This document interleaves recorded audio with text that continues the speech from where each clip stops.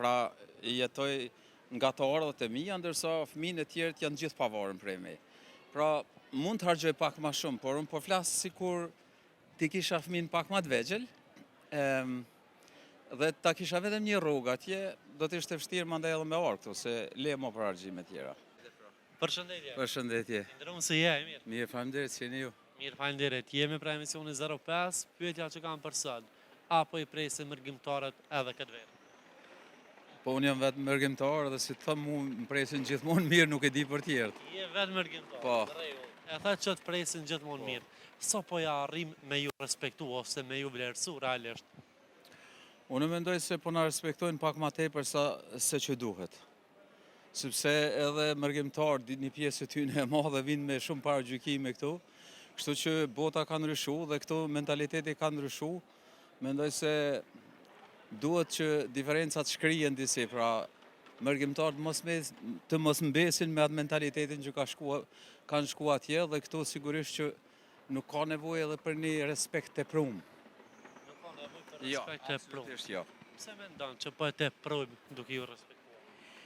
Sepse ai respekti në kuptimin që po mendoj të prumë ka lënë në lajka pastaj.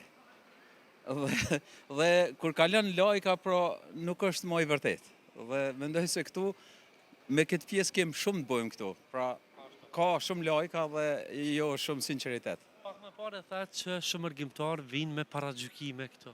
Po pra, vinë me... Tregon cilat janë disa prej paragjykimeve që mërgjimtarët tonë disa prej tyre kanë për neve. Po, për shembull, disa, po thëmë, një kategori e caktuar që nuk janë edhe shumë e ngritur, vinë sidomos tu me paragjykime duke menduar se Kosova është një vend pak më i mbrapametur që në aspektet të caktuara ka mbeti mbrapametur, por që në realitet ata vetë nuk është se ka një ngritje më të madhe ideore se sa këtu. Domethënë thoj se jemi ngjashëm. Mendoj se në Kosovë të një pjesë ka përparu nështë ma shumë se në Perëndim, por edhe në Perëndim kem njerë që, si tash, në aspektin e ngritjes intelektuale dhe në përgjithësi, si thëmë, përshtatjes e tyre me pjesën integrative të Evropës nuk është që është shumë largë. Për kundrazi, kem një pjesë e cila ka pësu regres, pra është kthyer në mesjet. Këtu edhe atje. Ne folëm për respektin e këto, mirë po më du me të pytë.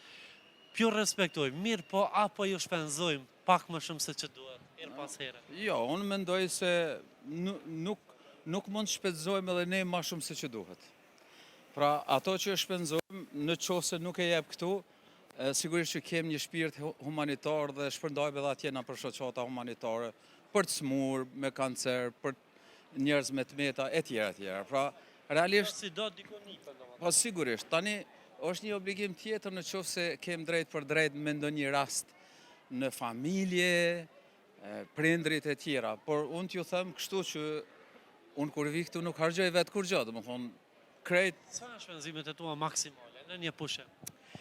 Po tash shiko... Parafërsisht, jo saktësisht, po tha nuk shpenzoj shumë, unë po du me ditë se nuk mundesh mi kalu 2 javë me pak para. Jo, më duhet një arsyetim, sepse unë nuk kam obligime ndaj askujt. Pra, jetoj nga të ardhët e mia, ndërsa fëmijët e tjerët janë gjithë pavarur prej meje. Pra, mund të harxoj pak më shumë, por unë po flas sikur ti kisha fëmin pak më të vegjël, dhe ta kisha vetëm një rrugë atje, do të ishte vështirë mandej edhe me orë këtu, se le më për harxime tjera. Domethënë ta kuptojmë që kush është vetëm një antar që punon atje, është shumë e vështirë. Që me kujdes për bashkëshortën, familjen. Është shumë e vështirë, tetë e vështirë.